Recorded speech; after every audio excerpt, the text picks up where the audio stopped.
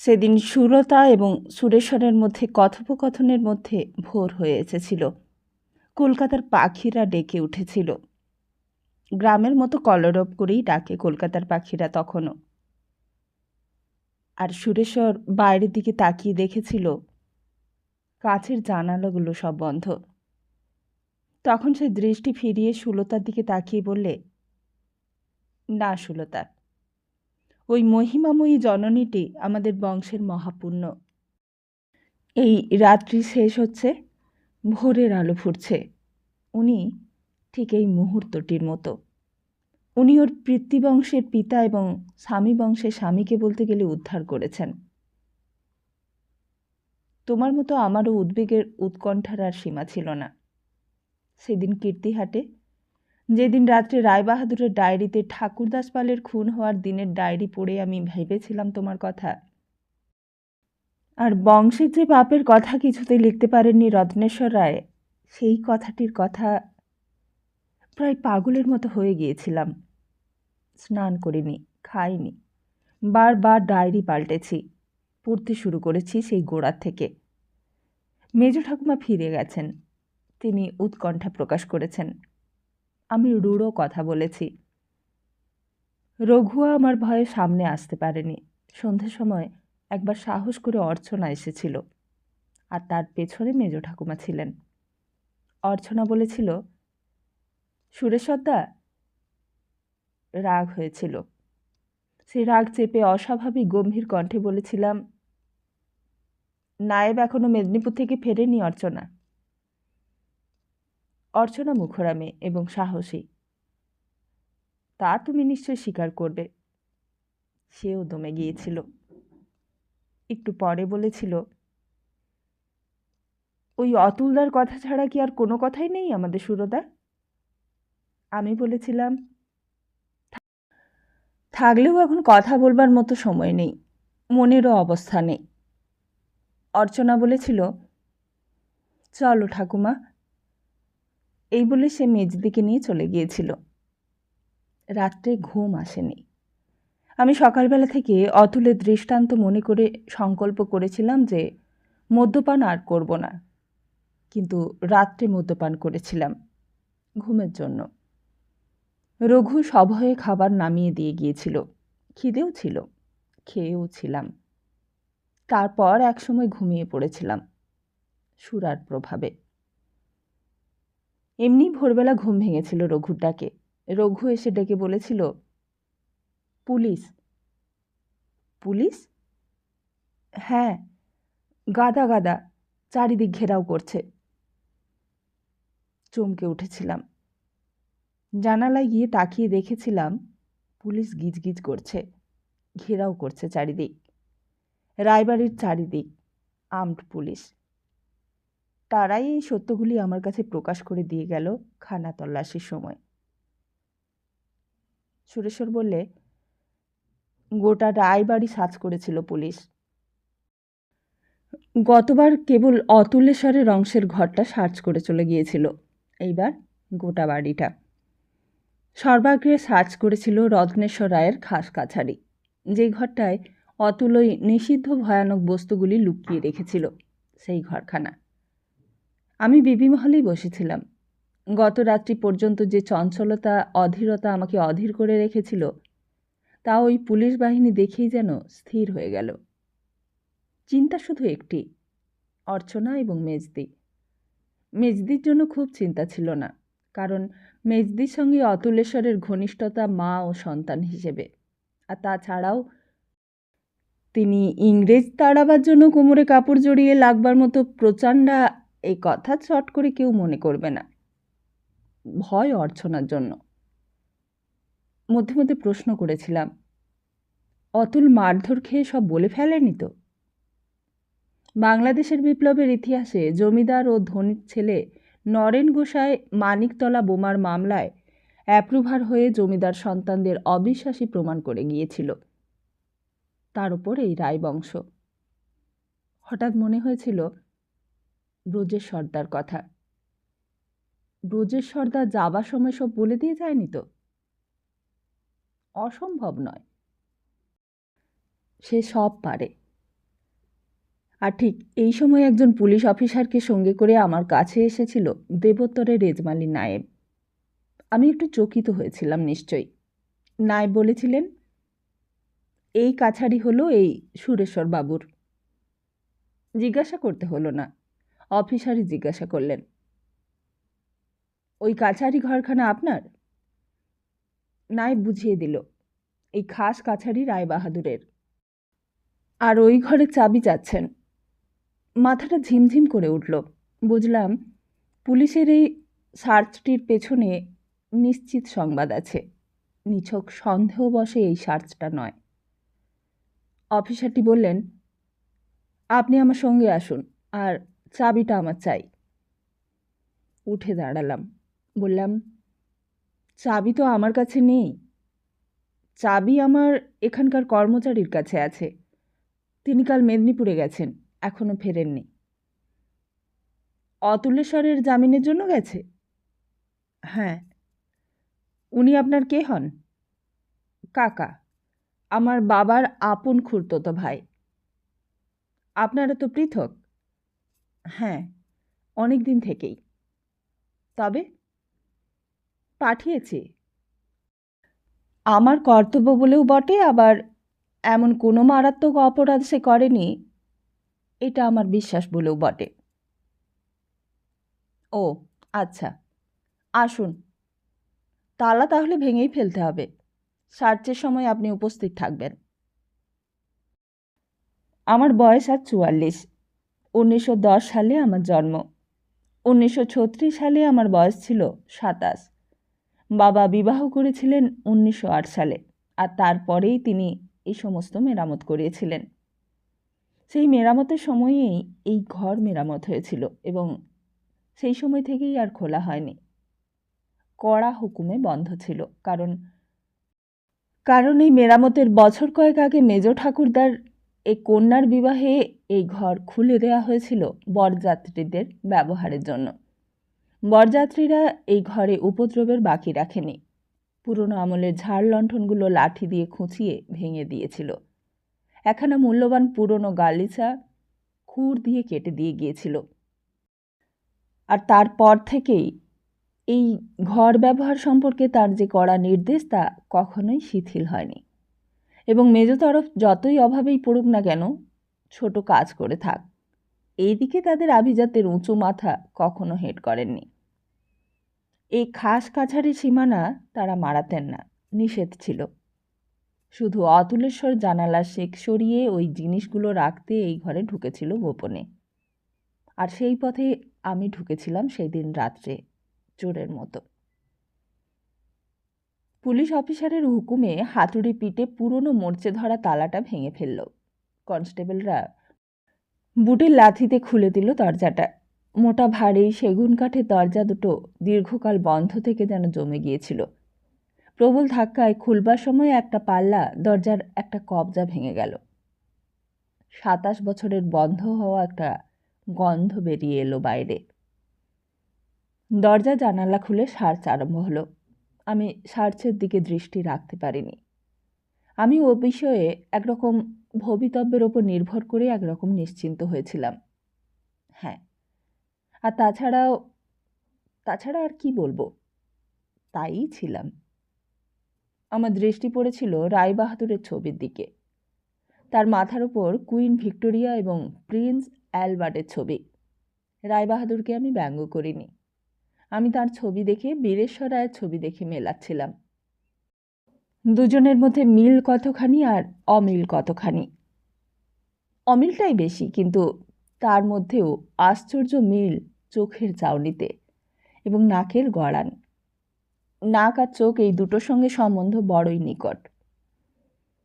ওদিকে শতরঞ্জি উঠিয়ে বালিশের গাদা তছনছ করে তার তুলো ছড়িয়ে ঘরটাকে কয়েক মিনিটের মধ্যেই একটা ধুলোর ঘূর্ণি তুলে দিলে। গোটা 20-25 ইঁদুর ঘরময় ছুটোছুটি করে বেরিয়ে গেল, কিন্তু কিছুই পাওয়া গেল না। এমনকি সেই ছেঁড়া বালিশটা, সেটাও নেই। সেটা বিছানার গাদার উপরেই ছিল। একটু বিস্মিত হলাম। মনের মধ্যে অর্চনার মুখ ভেসে উঠল। তাছাড়া আর কে হতে পারে? পুলিশের সার্চ অদ্ভুত সুলতা। তারা দেওয়াল থেকে বড় বড় অয়েল পেন্টিংগুলো পর্যন্ত নামিয়ে দেখলে।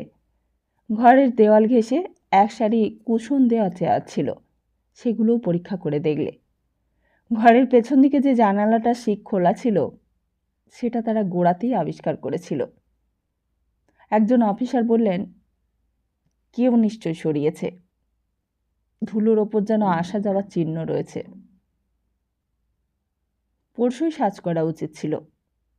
খোলো, ওই ঘর দুটো খোলো। হলঘরটা দুই পাশে দুটো ছোট কামরা। বন্ধ দরজা দুটোর একটায় তালা ঝুলছিল, কিন্তু তালাটা খুলে গেছে। সেদিন রাত্রে ওটা লক্ষ্য করিনি। তালাটা টেনে ছাড়িয়ে ফেলে ঘরে ঢুকল পুলিশ। ঘরখানা ছিল রায়বাহাদুরের খাস কামরা। তিনি এই ঘরে বসেই কাজ করতেন। সেক্রেটারিয়েট টেবিল, চামড়ার গদি, একটা পুরনো আমলের চেয়ার দিয়ে সাজানো। পাশে একটা প্রকাণ্ড সেই আমলের মেহগনি কাঠের ইজি চেয়ার। দুই কোণে দুই প্রকাণ্ড দামি কাঠের সিন্দুক। সিন্দুক দুটোর আলতারাব দুটো মরচে ধরে নষ্ট হয়ে গেছে। সেক্রেটারিয়েট টেবিলটার ড্রয়ারগুলো খোলাই ছিল এবং তার মধ্যে ছিল কয়েকটা পুরনো জিনিস। একটা ভাঙা পেপার ওয়েট, দুটো কলম, আলপিন কুশন আর একটা আতরের শিশি। কিছু শুকনো ফুল, বিল্লপত্র, সম্ভবত সেগুলো নির্মাল্য। আর একটা ধুলো মাখানো ছোট পাথর, নীল কাঁচের মতো এক কোণে পড়েছিল। সেটা আমি হাতে পড়েছিলাম সুলতা। সেটা ছিল মূল্যবান একটা নীলা। তার কথা এখন থাক, পরে যদি কোনোদিন সময় করে আবার আসবে তখন তোমায় বলবো। এইসবগুলো পুলিশ দেখেও দেখেনি, এতে তাদের কোনো প্রয়োজন ছিল না। আমি ওগুলো পরে সংগ্রহ করেছিলাম। পুলিশ ড্রয়ার বন্ধ করতে গিয়ে আধ খোলা রেখে ছেড়ে দিয়ে খুলেছিল ওই ভাঙা দুটো সিন্দুকের একটা কৌতুক ঘটেছিল। তা কৌতুক ছাড়া আর কি বলবো। ছোট বড় গোটা 10 কাঁকড়া বিছে সিন্দুকটার খোলা ডালার গায়ে লেগেছিল। তারা আলোর ছটায় আর মানুষের সাড়ায় কিলবিল করে নাড়াচাড়া শুরু করেছিল। ওই ঘরের ইঁদুরগুলোর মতোই চারিদিকে পড়ল ছড়িয়ে। সেই সিপাহীটা ডালা খুলেছিল। সে আর বাপরে বলে ডালাটা ছেড়ে দিয়ে পিছিয়ে এসে পড়েছিল একজনের ঘাড়ে, সে আরেকজনের ঘাড়ে, আর সঙ্গে সঙ্গে সে এক তাণ্ডব। কে আগে পালাবে তাই নিয়ে হুড়োহুড়ি। কিন্তু তবে সে মিনিট খানেকের জন্যই হয়েছিল। তারপরেই পুলিশ অফিসার দুইজনকে একসঙ্গে ধমক দিয়ে উঠতেই তারা স্থির হয়ে দাঁড়িয়ে বুট দিয়ে চেপে মেঝের ওপর ছড়িয়ে পড়া কয়েকটা বিছেকে পা দিয়ে চেপে মেরে দিলে এবং কয়েকটা সিন্দুকের তলায় গিয়ে লুকোলো। পুলিশ অফিসার এবার এগিয়ে এসে নিজেই ডালাটা তুলে ধরলেন।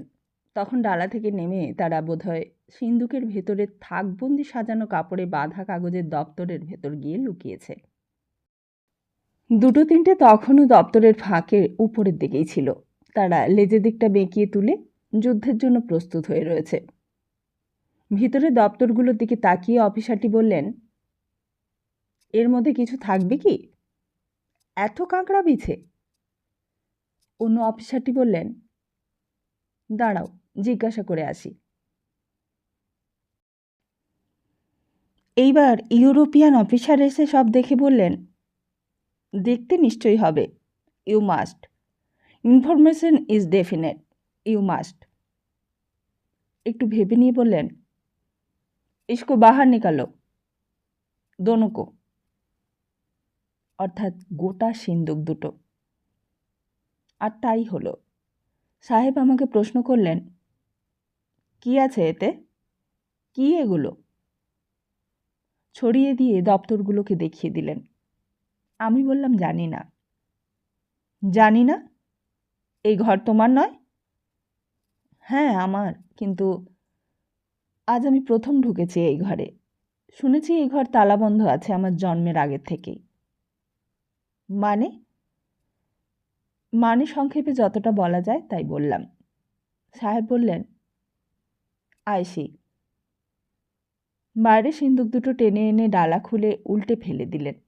ভেতরের দপ্তরগুলো মাটির ওপর বেরিয়ে পড়ল।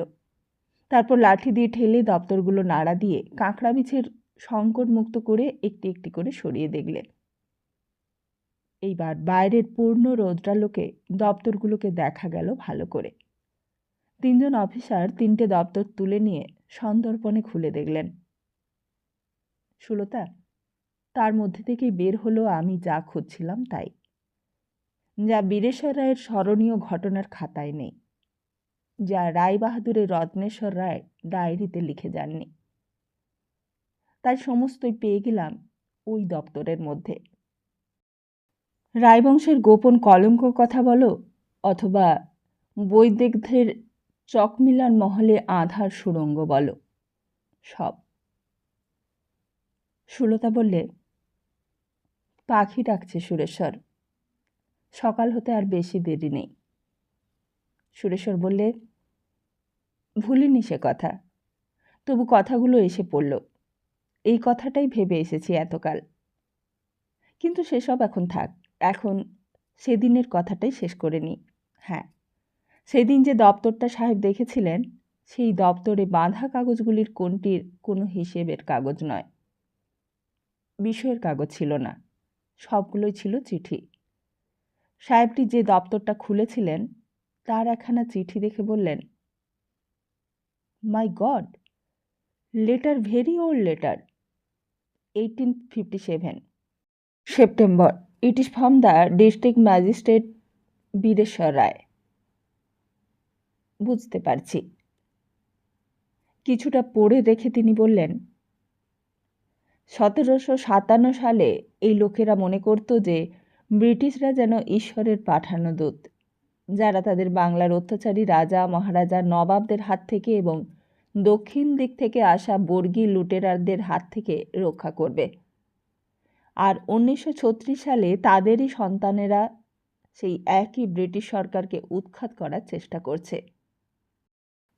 কি অকৃতজ্ঞ জাত! আর তারপর আমার দিকে তাকিয়ে তিনি বললেন, এই যে তরুণ বন্ধু, এই চিঠিটা নাও, পড়ে দেখো। এই বলে দপ্তরটা আমার দিকে ছুঁড়ে দিলেন। চিঠিখানার কথা আগেই বলি সুলতা। চিঠিখানা মেদিনীপুরের ডিস্ট্রিক্ট ম্যাজিস্ট্রেট লিখেছিলেন বীরেশ্বর রায়কে। বীরেশ্বর রায় প্রথম চিঠি লিখে তাকে জানিয়েছিলেন তিনি কীর্তিহাটে এই সিপাহী বিদ্রোহের দুর্দিনে এসেছেন, এখানে যাতে কোনো হাঙ্গামা না হয়, উত্তর ভারতের অপরিণামদর্শী অকল্যাণকর উত্তেজনার প্রচার এবং প্রসার না ঘটে সেটা দেখবার জন্য। কলকাতার 14 জুনের অবস্থা তিনি স্বচক্ষে দেখেছেন, নিদারুণ উৎকণ্ঠা ভোগ করেছেন। নবাব ওয়াজিদ আলী শাহ ও তার 2 মন্ত্রীকে ফোর্ট উইলিয়ামে বন্দী করা হয়েছে। কলকাতার ধনী শিক্ষিত সম্প্রদায় সকলে এই অবস্থায় অত্যন্ত উৎকণ্ঠিত। তাদের সকলেই এক বাক্যে সংকল্প গ্রহণ করেছেন যে এই বর্বর সিপাহীগণের এবং অন্য প্রদেশের কতিপয় অবিবেচক স্বার্থান্ধ অত্যাচারী রাজা ও জমিদার এর সুযোগ নিয়ে উত্তর ভারতে যে সর্বনাশা নরকাগ্নি প্রজ্বলিত করেছেন, সেই অগ্নির বিস্তার যাতে এই শান্ত ইংরাজানুরাগী বঙ্গদেশে না হয় তার জন্য প্রাণপণ সমবেত চেষ্টা করতে হবে। আমি মেদিনীপুরে আমার স্বগ্রামে ও আমার জমিদারি এলাকার থেকে বেশি কাজ করতে পারবো বলেই এসেছি এবং অবিলম্বে আমার আসার সংবাদ এবং উদ্দেশ্য আপনাকে জ্ঞাত করা কর্তব্য বোধ করছি। আর নিবেদন করছি যে অত্র অঞ্চলের সুসভ্য সুশৃঙ্খল এই ইংরেজ শাসন উচ্ছেদ করবার চেষ্টা যারা করবে তাদের উপর দৃষ্টি রাখাই আমার সংকল্প এবং সর্ববিধ সংবাদ মাননীয় মহোদয়কে জ্ঞাত করব। অত্র জেলায় পাইক ও চুয়ার বিদ্রোহ এবং এই কিছুদিন পূর্বে জঙ্গল অঞ্চলে সাঁওতাল বিদ্রোহের কথা স্মরণ করেই এই কথা মাননীয় মহোদয়ের নিকট নিবেদন করলাম। ডিস্ট্রিক্ট ম্যাজিস্ট্রেট ঠিক এই কথাগুলোই লিখে বীরেশ্বর রায়কে ধন্যবাদ দিয়ে লিখেছিলেন, এসব তথ্য সত্য হলেও ইংরেজ শাসন শক্তি অত্যন্ত সুদৃঢ়। এসব উচ্ছৃঙ্খল শয়তানদের দমন করতে আমরা বদ্ধপরিকর। তোমার এই পত্রে অবশ্যই আমি আনন্দিত হয়েছি, উৎসাহিত বোধ করেছি। কীর্তিহার জমিদারদের রাজভক্তির কথা সুবিদিত। আমি অত্যন্ত সুখী হয়েছি যে তুমি এই সংকটের সময় আপনার শক্তির সক্ষেত্রে চলে এসেছো এবং সক্রিয়ভাবে সরকারকে সাহায্য করতে কাজ করছো। বিশ্বস্তভাবে কাজ করছো জেনে খুশি হয়েছি। ভবিষ্যতে শান্তি ও শৃঙ্খলা ফিরে এলে সরকার অবশ্যই এই কথা মনে রাখবেন। দপ্তরটায় বেশিরভাগই সরকারি চিঠিপত্র, বীরেশ্বর রায়ের আমলের। রায়রা সেই আমল থেকেই শুধু বিষয় সংক্রান্ত চিঠিপত্র নিয়মিতভাবে ফাইল করার মতো থাকে সাজিয়ে রাখেননি। বন্ধু বান্ধবদের চিঠিপত্র তাও রেখে গেছেন। বিখ্যাত রাজনারায়ণ বোসের খান কয়েক চিঠিও আমি পেয়েছিলাম। ওদিকে তখন 2 নম্বর সিন্দুকটা বের করে এনে খোলা হলো। সেই সিন্দুক থেকে বের হলো সব বিচিত্র জিনিসপত্র, জড়িবুটি, নির্মাল্য থেকে নানান জিনিস, শিলাজুত, মৃগনাভি, রাশিকৃত খালি আতরের শিশি, সেই আমলে দামি বিলিতি এসেন্সের শিশি। সমস্ত কিছুতে পুরনো আমলের ডগডগে কালিতে নাম লেখা কাগজে আটা। জড়িবুটির মোড়কেও নাম লেখা আছে। একটা বিচিত্র নাম আমার মনে আছে, রেশা খাদমে। তার তলায় লেখা আছে আমাশয়ের অব্যর্থ ঔষধ। আর এছাড়াও বেরিয়েছিল কতকগুলি ছোরা। পুলিশ অফিসারেরা উৎসাহিত হয়ে উঠেছিলেন, কিন্তু ছোরাগুলির বাটে কাগজ আটা।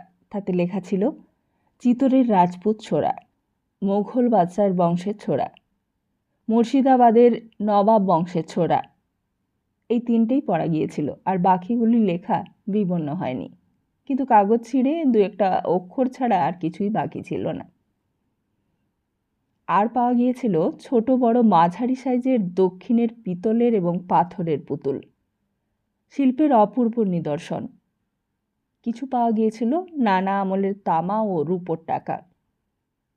একটি স্ফটিকের নারী মূর্তি হাতে নিয়ে সাহেব একেবারে মুগ্ধ হয়ে গিয়েছিলেন। আমি তখন কাগজের দপ্তর নিয়ে ব্যস্ত। কতগুলো কাগজ ছড়িয়ে পড়েছে। দপ্তরের কাপড়গুলি সাধারণ কাপড় নয়, রেশমের ঝাড়া থেকে কেটে তৈরি হয়েছিল, সেই কাপড়ে বাঁধা। তার মূল্য ফাইন সিল্ক থেকে কম হলেও শক্ত বেশি, সেই কাপড়ে বাঁধা। তাতে লেখা রয়েছে সাল, সন এবং বিষয়। আমি ওই ছড়িয়ে পড়া কাগজগুলো কুড়োতে গিয়ে একবার করে চোখ না বুলিয়ে পারিনি। যদি কোনো সূত্র পাই। সাহেব আমাকে ডাকলেন। হ্যালো বয়। একজন অফিসার বললেন, সাহেব ডাকছেন। কাছে এসে দাঁড়ালাম। বলতে হলো, ইয়ে স্যার। সাহেব মূর্তিটা দেখতে দেখতে বললেন, আমি শুনেছি তুমি একজন আর্টিস্ট এবং একজন এলিট ব্যক্তি। বললাম, আর্টিস্ট আমি বটে, ছবি আমি আঁকি, কিন্তু এলিট কি না তা কী করে বলবো। তিনি বললেন, আমি জানি তুমি ঠিক এই ডিস্ট্রিক্টের লোক নও, তুমি কলকাতার লোক। তোমার বাবা একজন ফেমাস জার্নালিস্ট ছিলেন, in the editorial staff of the Englishman and a regular contributor to the Statesman. তোমার এখানে চিঠি স্টেটসম্যানে বেরিয়েছিল, সেও আমি জানি। I am sorry mister Roy যে তোমার ঘর আমাকে সার্চ করতে হচ্ছে। দ্যাট বদমাশ ইয়াং কাজিন অফ ইয়োর্স। আমি সংশোধন করে দিয়ে বললাম, no sir, he is my uncle. Uncle? Yes sir, uncle. তাই তার জন্যই তোমার ঘর সার্চ করতে হচ্ছে। আমি নীরবে একটু হাসলাম। এইবার সাহেব বললেন, তুমি বলতে পারো এই মূর্তিটি কি? অত্যন্ত সুন্দর নয়? তিনি আমাকে দেখালেন। আমি দেখলাম। সত্যি সেই মূর্তিটি অপূর্ব। সেই মূর্তি আমি ছবিতে দেখেছি, প্রাচীনকালের ভাস্কর্যের নিদর্শন। খাজুরাহ মন্দিরের, কোণারকের মন্দিরের এইসব মূর্তি খোদাই করা রয়েছে। মিথুন মূর্তি। এইবার আমি বাকি মূর্তিগুলির দিকে তাকিয়ে দেখলাম কয়েকটাই এই ধরনের মূর্তি আছে।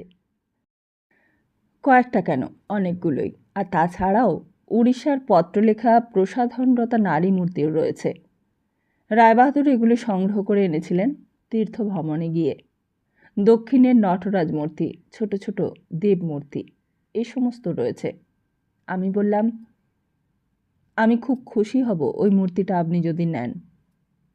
সাহেব বললেন, না, সার্চ করতে এসে আমি নিতে পারি না। অফিসারটি কাছে এসে বললেন, পরে পাঠিয়ে দেবেন, বুঝলেন? আমি ঘাড় নেড়ে সম্মতি জানিয়ে বললাম, তাহলে ওই দপ্তরগুলো কি আমি এইবার গুছিয়ে নিতে পারি? সাহেব বললেন, ও ইয়েস, নিশ্চয়ই তুমি ওগুলো কুড়িয়ে গুছিয়ে তুলে নিতে পারো। তোমার বিরুদ্ধে আমাদের কোনো অভিযোগ নেই, কিন্তু বাধ্য হয়েই এই ঘরটা আমাদের সার্চ করতে হলো। We got information that Atul use to keep dangerous things in the room. ওই ভাঙা জানালা দিয়ে সে এই ঘরে ঢুকত। আমি চট করে বলে ফেললাম, সুলতা, তাহলে অতুলকে সঙ্গে আনলেই তো পারতেন, সে দেখিয়ে দিত কোথায় রেখেছে। সাহেব বললেন, ওহ মিস্টার রয়, সে পাথরের চেয়েও শক্ত, সে ভাঙে তবু কোনো কথা বলে না। বলেছে আরেকজন, এবং সে সত্যি বলেছে, তাতে কোনো সন্দেহ নেই। তবে পরে অতুল সরিয়ে থাকতে পারে, অথবা আর কেউ আছে যে ধরা পড়েনি এখনও, সে সরিয়ে থাকতে পারে। একজন অফিসার এই সময় স্যালুট করে দাঁড়ালেন। তাঁরা রায়বাড়ির অন্দরমহল সার্চ করছিলেন। সাহেব জিজ্ঞাসা করলেন, হ্যাভ ইউ ফিনিশড? অফিসারটি বললেন, yes sir, I have got the pistol. Pistol? You have got it? কোথায় পেলে? অতুলের সৎমা আমাদের হাতে একটা কাঠের বাক্স বের করে দিয়ে বললেন, অতুল এটা তাকে রাখতে বলেছিল যত্ন করে, ওই মিটিংয়ের দিনই দিয়েছিল, আর বলেছিল পুলিশ যদি এসে ধরে তাকে, তবে তিনি যেন এটা যত্ন করে রেখে দেন, যে ফিরে এসে নেবে, কিংবা কেউ তার হাতে চিঠি নিয়ে এলে দিয়ে দেবে।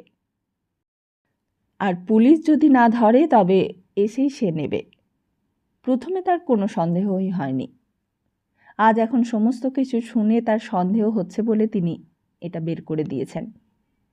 এতে কি আছে তিনি ঠিক জানেন না। আমরা লোহার শেক দিয়ে চার দিয়ে বাক্সটা খুলে দেখলাম, পিস্তল। সাহেব হনহন করে এগিয়ে গেলেন। কিছু দূর গিয়ে হঠাৎ দাঁড়িয়ে আমাকে ডাকলেন, মিস্টার রয়। আমি তার দিকে ফিরে তাকালাম। তোমার বাড়িতেই তুমি থাকবে, তোমার বাড়িটাও আমরা সার্চ করব। আর কিছু পায়নি ওরা সার্চ করে। ওই পিস্তলটা বের করে দিয়েছিলেন মেজ ঠাকুমা। ওরা সার্চ শেষ করে যাবার সময় মেজ ঠাকুমাকে অ্যারেস্ট করে নিয়ে গেল। আমি স্তম্ভিত হয়ে গেলাম, মহাবিব্রত হয়ে পড়লাম। বুঝতে পারলাম না এটা কেমন করে হলো। মেজদি রেখেছিল অথচ আমাকে বলেনি। কার্টিজগুলোর খবর, অন্যান্য জিনিসের খবর আমাকে দিলে, অথচ পিস্তলটাই দিলে না। এই রহস্যটা আমি বুঝতে পারছিলাম না। বুঝিয়ে দিল অর্চনা এসে। তার চোখ দুটো কেঁদে কেঁদে লাল হয়ে উঠেছে। আমি তখন অপরাহ্নবেলায় চুপ করে কাঁসায়ের ধারে জানালাটা খুলে সেই দিকে তাকিয়ে এই কথাগুলোই ভাবছিলাম। ডিক্রুজ রোজা ওই দপ্তরগুলো খাস কাছারির উঠোন থেকে বয়ে এনে একটা ঘরে থাক থাক করে রাখছিল। 2 নম্বর সিন্দুকটায় যাবতীয় জিনিস সব আনছিল। রঘু খাবার করছিল। সারা দিন খাওয়া হয়নি। সে রান্নাও চড়াতে পারেনি। বিবিমহল সার্চ করে গেছে পুলিশ সাহেব। আমার ঘরে মদের খালি বোতল এবং ভর্তি বোতলগুলো দেখে শুধু খুশিই হননি, খানিকটা খেয়েও গেছেন। আমার আঁকা যে ছবিগুলো ছিল তারও তারিফ করেছেন। সম্ভবত প্রত্যাশা করেছেন আমি ওই মূর্তি এবং একখানা ছবি এঁকে পাঠিয়ে দেব। এমন সময় অর্চনা এসে দাঁড়ালো। আমি শান্তভাবেই বললাম, আয়। সে সামনে জানালাটার একটা পাল্লা ধরে দাঁড়ালো। চুপ করেই দাঁড়ালো। হঠাৎ এক সময় বলল, আমার জন্য। আর বলতে পারলে না, কেঁদে ফেললে সে। আমি চমকে উঠলাম শব্দ দুটো শুনে। বললাম, তার মানে? সে কাঁদতেই লাগলো।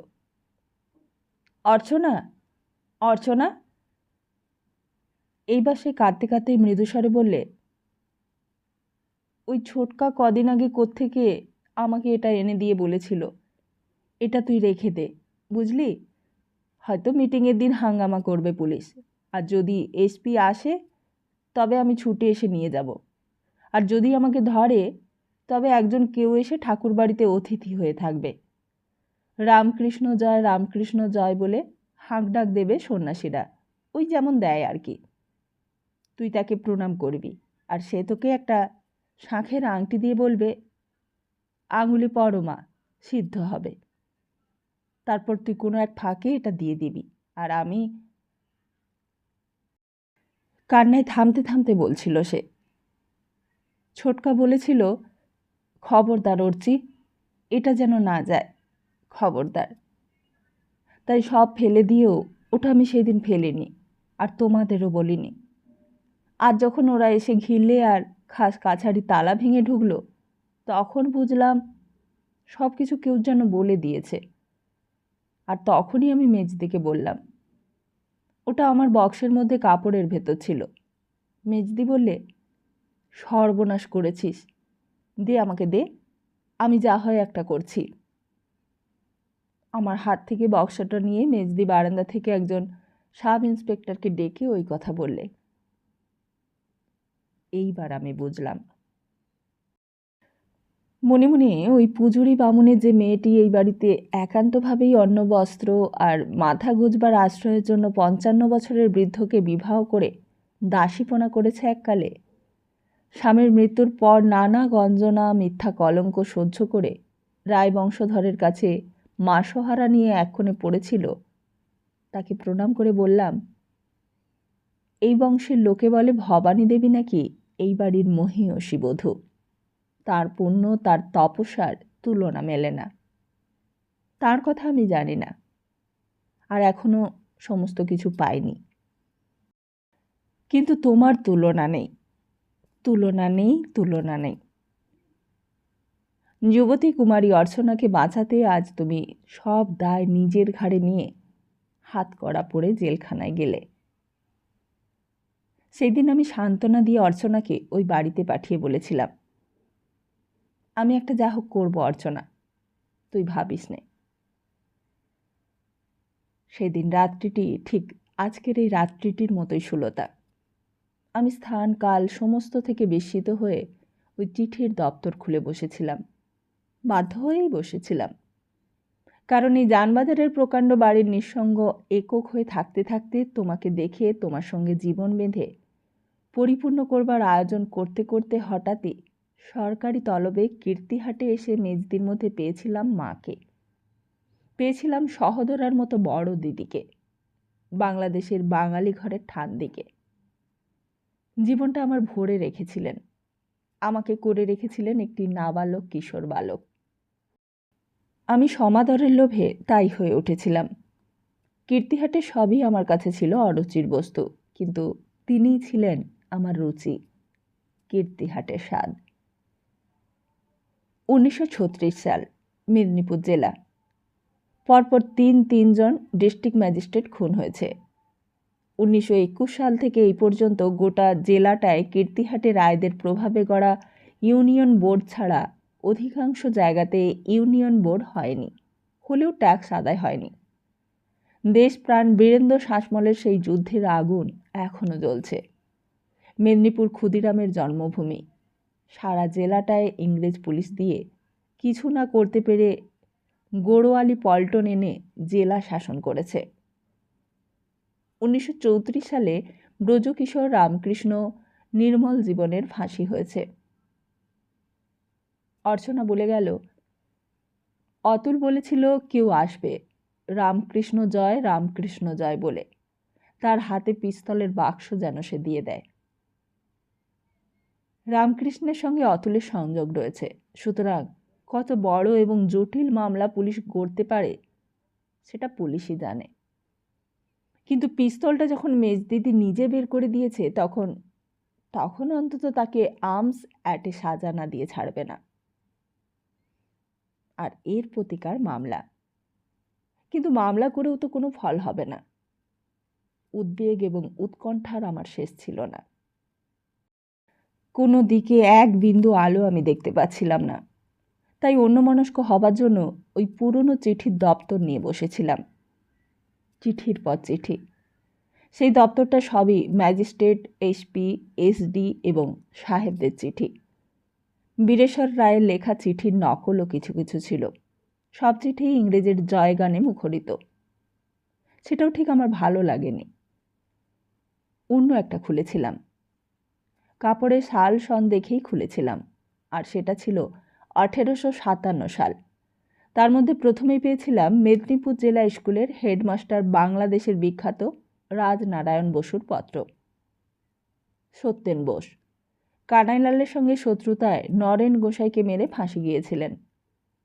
রাজনারায়ণ বোস সত্যেন বোসের পিতামহ, অরবিন্দ ঘোষ বারিন ঘোষের মাতামহ।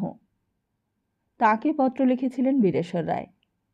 কি লিখেছিলেন তার কোনো নকল নেই, তবে তিনি যে কলকাতায় অবস্থান লিখেছিলেন তার উল্লেখ চিঠিতে ছিল। আপনার পত্রে কলিকাতার বর্তমান অবস্থার কথা সম্যক অবগত হইলাম এবং যুগৎপৎ ভীত হইলাম, দুঃখ অনুভব করিলাম। আপনি কলকাতায় ইংরেজদিগের উদ্বেগ এবং গভর্নর জেনারেল লর্ড ক্যানিং মহোদয়কে এই দেশের সমুদয় লোকের উপর উত্তেজিত করিবার প্রয়াসের কথা লিখিয়াছেন। তাহাতে উদ্বেগ বৃদ্ধি পাইল। আবার অযোধ্যার নবাব সাহেব ওয়াজিদ আলী শাহকে কেল্লার মধ্যে বন্দী করিবার সময় তিনি যে গলদস্রু হইয়া বিলাপ করিয়াছেন, তাহাতে দুঃখিত না হইয়া কে থাকিতে পারে, এবং গভর্নর জেনারেল বাহাদুর লর্ড ক্যানিংকে নমস্কার জানাই। ক্লেমেন্সি ক্যানিং তাহার সার্থক নাম। কোনরূপেই বুঝিতে পারিতেছি না মঙ্গল কিসে। ইংরেজের সভ্যতায় আমাদের এই নবজাগরণের সময় ইহার বিপর্যয় ঘটিলে আবার আমরা অজ্ঞানতার অন্ধকারে নিমজ্জিত হইব, ইহা নিশ্চিত। তবে অত্র জেলায় অবস্থাও আদৌ শান্তিপূর্ণ নহে। বড়ই ভীতির মধ্যে বসবাস করিতেছি। এখানেও সিপাহী বিদ্রোহের ভারতব্যাপী তরঙ্গ আসিয়া পৌঁছিয়াছে। মে মাসে একজন তেওয়ারি ব্রাহ্মণ সিপাহী আসিয়া অত্রস্থ রাজপুত জাতির সিপাহীর পল্টনকে বিগড়াইবার চেষ্টা করে। কর্নেল ফস্টর উক্ত পল্টনের অধিনায়ক। তিনি তেওয়ারিকে ফাঁসি দিয়াছেন এবং পল্টনের সিপাহীদিগকে ধান দুর্বা লইয়া বিশ্বস্ত থাকিবার শপথ লওয়াইছেন। ফস্টর সাহেবের একজন রাজপুত রমণী রক্ষিতা আছে। উক্ত রমণী অশ্বপৃষ্ঠে ফস্টর সাহেবের সঙ্গে ঘুরিতেছে এবং পল্টনের সিপাহীদিগকে বুঝাইতেছে। তথাপি আশঙ্কার শেষ নাই। সাহেবগণ কাঁসাই নদীতে নৌকা প্রস্তুত রাখিয়াছে। প্রয়োজন হইলে স্ত্রী পুত্রদের চাপাইয়া ইংল্যান্ড অভিমুখে রওনা করিয়া দিবে। হিদলির মুখে জাহাজে চড়িবে। আমরাও খুব ভীতভাবে দিনপাত করিতেছি। স্কুলে প্যান্টালুনের ভেতর ধুতি পরিয়া থাকি। যখনই সিপাহী আসিবে তখনই প্যান্টালুনের চাপকান ছাড়িয়া ধুতি ও চাদর বাহির করিয়া ফেলিব। সিপাহীদিগের প্যান্টালুনের ওপর খুব রাগ। এইখানকার অবস্থা সমুদয় জ্ঞাত করিলাম। কলিকাতার অবস্থার সঙ্গে তুলনীয় না হইলেও ভয় রহিয়াছে। তবে কলিকাতা হইতে চলিয়া আসিয়া ভালোই করিয়াছেন, এবং এখন হইতে এইখানেই থাকিবার সংকল্প করিলে আরও সুখী হইব। মহাশয়ের সহিত পরিচয় না থাকিলেও আপনার নাম শুনিয়াছি।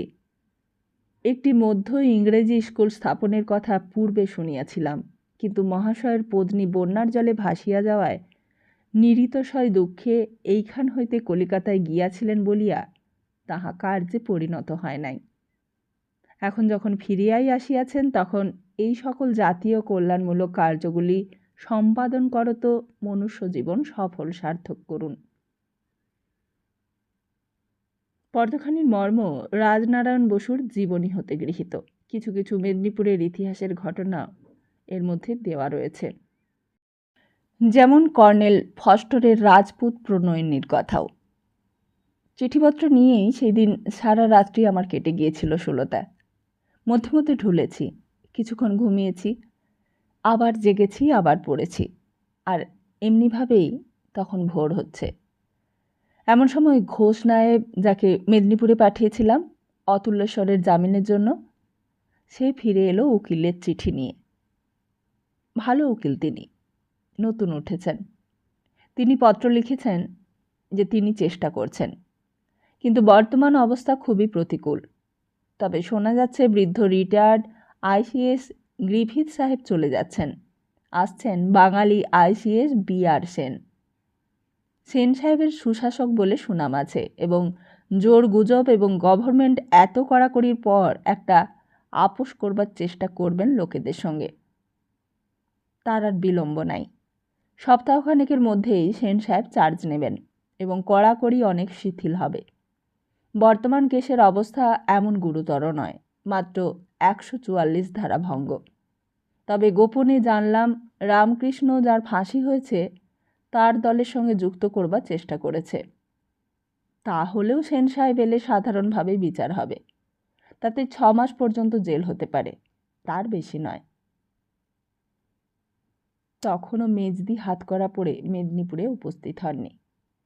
আমি ভাবছিলাম আমি গিয়ে সেন সাহেবের কাছে হাত জোড় করে বলবো, এই মহিলাটি একান্তভাবেই নির্দোষ, একে দয়া করে ছেড়ে দিন। সন্তান বাৎসল্যের পুণ্যের ওপর এমন নিষ্ঠুর আঘাত হানবেন না। 1 সপ্তাহের মধ্যে সেন সাহেবও এলেন, আমিও গেলাম। পুলিশ সাহেবকে সেই মূর্তিটাই শুধু নয়, আরও 2-3টে ওই ধরনের মূর্তি এবং আমার আঁকা ছবিও দিয়ে দেখা করে এলাম, নিবেদনও জানিয়ে এলাম। সেটেলমেন্ট তখন বন্ধ হয়েছে কয়েক মাসের জন্য, কিন্তু মেজদির জন্য কলকাতায় ফিরে আসা আমার আর হলো না। আমার অবলম্বন হলো ওই দপ্তর। প্রায় 80 বছর সুলতা। 1936 সাল থেকে 1857।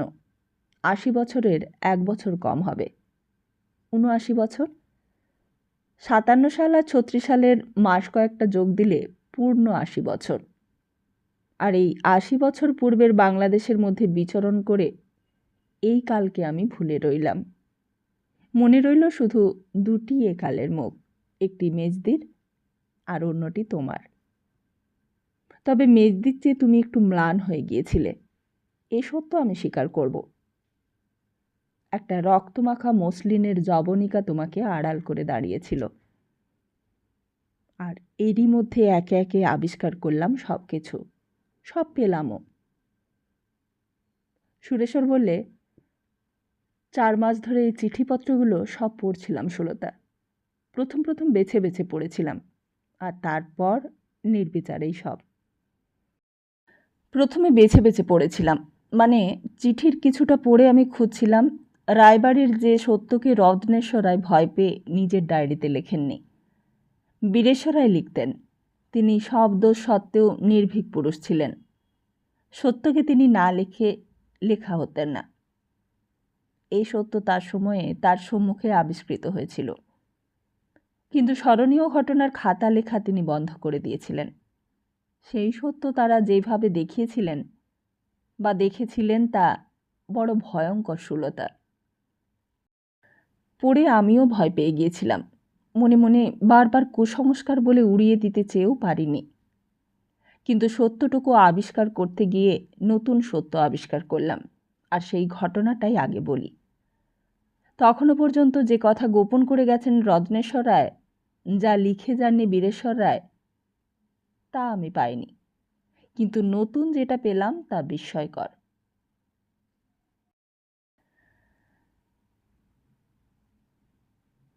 তাহলে আজকের মতো এখানেই শেষ করি। ফিরছি আগামী পর্ব নিয়ে খুব তাড়াতাড়ি। ততদিন ভালো থাকুন, সুস্থ থাকুন, আর সবাইকে ভালো রাখুন। নমস্কার।